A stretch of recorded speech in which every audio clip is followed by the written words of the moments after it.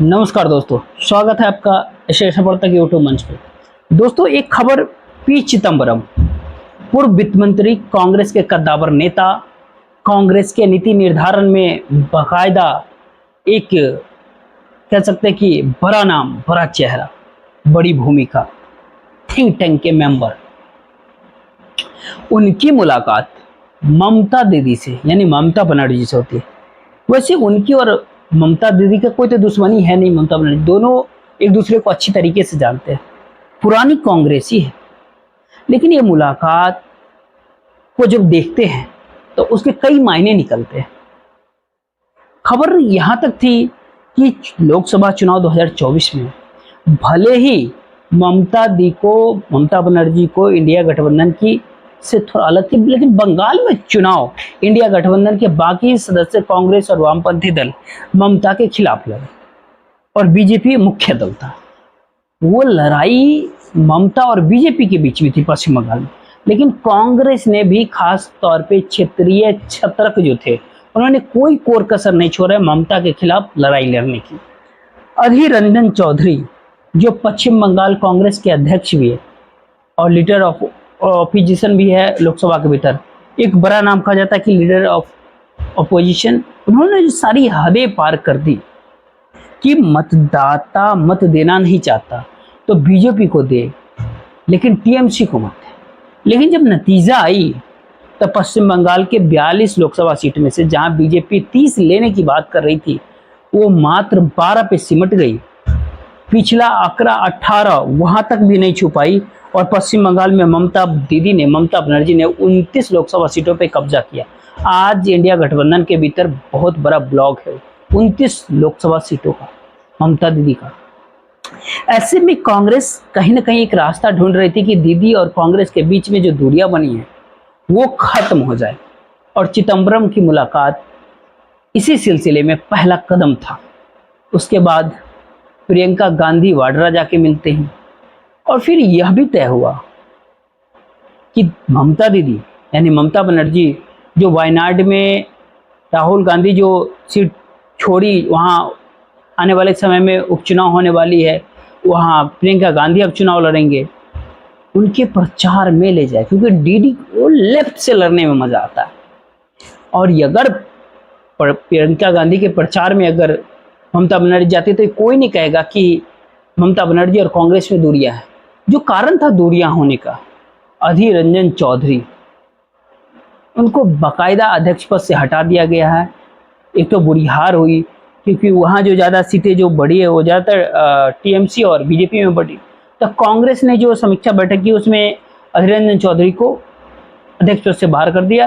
कांग्रेस में कई ऐसे बड़बोले हैं, उनको अगर कांग्रेस में चेक हटाया नहीं गया समय से तो कई कांग्रेस के मित्र कांग्रेस से दूर हो जाएंगे। उसी में से एक अधीर रंजन चौधरी थे कि ये दूरियां बढ़ा रहे थे।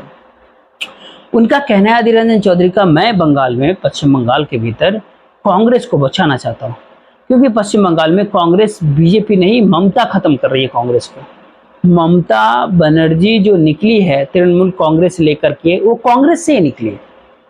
तो बट नेचुरल है कि कांग्रेस का एक बहुत बड़ा मतदाता नहीं बल्कि कार्यकर्ता भी ममता दीदी के साथ गया होगा। और इसके लिए क्या हमेशा किए गए नेतृत्व पे दोषारोपण किया जाएगा। लेकिन वही आज जब अधीर रंजन चौधरी जब क्वेश्चन करते थे, खड़गे जी ने भी कहा कि ये उसका व्यक्तिगत चर्चा, क्योंकि हम पार्टी में निर्णय हम लेते हैं, अधीर रंजन चौधरी नहीं लेते, ये खड़गे जी कहते हैं ना, उनको अधिकार है। और फिर अधीर रंजन चौधरी को साइड में करने से कहीं ना कहीं ममता बनर्जी को भी सिग्नल मिल गया कि हाँ चलो नजदीकियां कर। सवाल पश्चिम बंगाल में ममता दीदी का कांग्रेस के साथ नजदीकी बढ़ाना नहीं है। सवाल यह है, जब राहुल गांधी ने ये कहा कि आने वाले समय में ये सरकार ज्यादा दिन रुकेगी नहीं, टिकेगी नहीं, और कई लोग जो बीजेपी के लोग हैं, एनडीए के लोग हैं, जो एनडीए के गठबंधन दल के जो लोग हैं, वो राहुल के टच में हैं। तो इसके मायने यही है कि जो ममता बनर्जी भले ही कांग्रेस से दूरियां बनाई रखी थी, लेकिन इंडिया गठबंधन का हिस्सा थी। और चर्चा जोरों पर है कि ममता बनर्जी ने बाकायदा अखिलेश जी के साथ उनकी बहुत नजदीकी संबंध है, उनको बिल्कुल अपना छोटा भाई मानती है। उन अखिलेश यादव को जिम्मेदारी दी कि वो नीतीश और चंद्रबाबू नायडू से लगातार संपर्क में रहे। जब चुनाव के नतीजे आ गए 4 जून को, तो चंद्रबाबू नायडू को अखिलेश बाकायदा फोन करके बधाई दी इतनी सारी सीटें जीतने के लिए।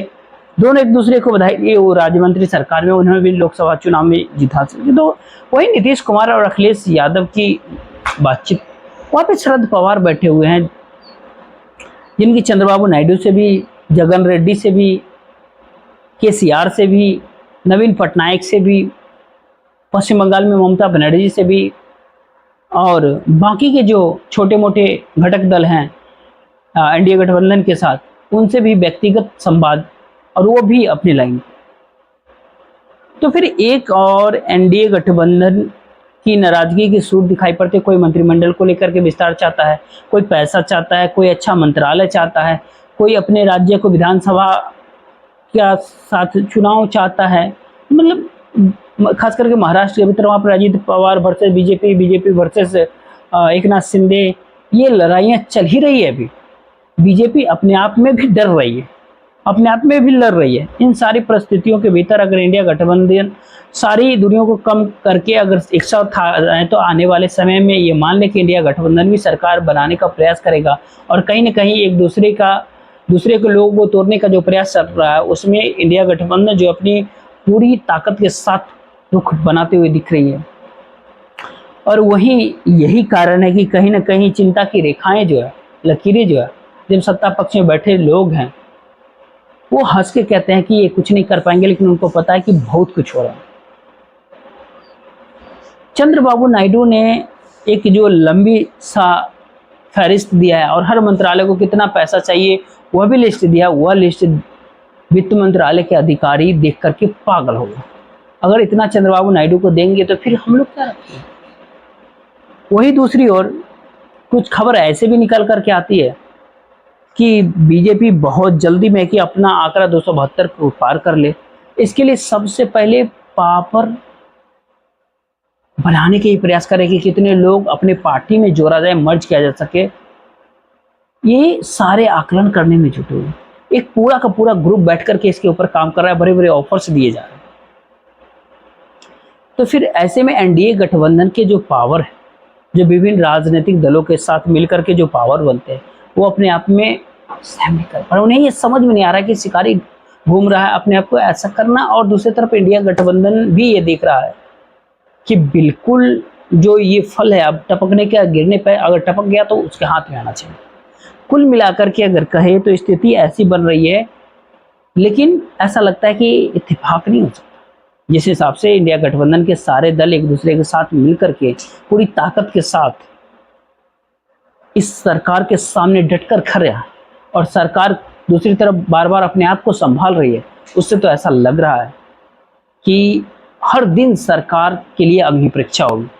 देखते रहिए। मुझे दीजिए चाहिए।